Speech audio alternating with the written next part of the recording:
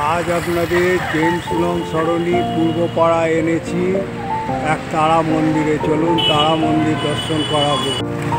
আজ আপনাদের বেহালা হচ্ছে চৌরাস্তা থেকে রাজা রামমোহন রায়ের রোডের কাছে যে পঞ্চানন মন্দির আর জেমস লং সরণি বাবা পঞ্চানন মন্দিরের ওইখান দিয়ে ঢুকে আপনাদের আজ দুটো দর্শন করাবো। এনেছি পঞ্চানন মন্দির মুরাদপুর রাজা রামমোহন রায় রোড।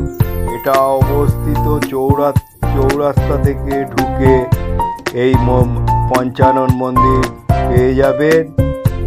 খুব এখানে মা বাবা পঞ্চানন বিরাজ করছে, তার সঙ্গে অনেক দেবতা এই বিগ্রহে রয়েছে।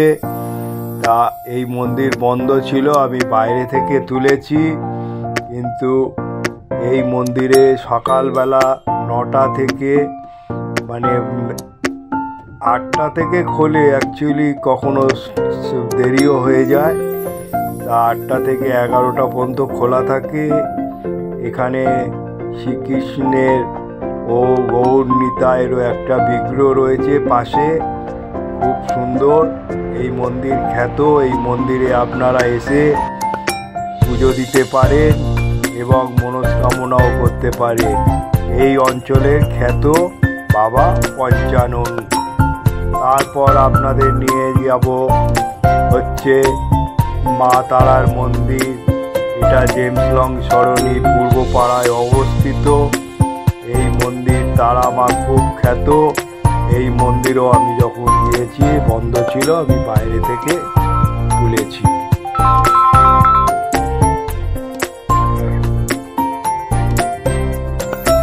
এই মন্দিরে ভোগেরও ব্যবস্থা আছে। শনিবার করে সন্ধেবেলা মা তারার পুজো দেওয়ার পর এখানে ভোগ বিতরণ হয় এবং প্রত্যেকে ভোগ পায় হাতে হাতে।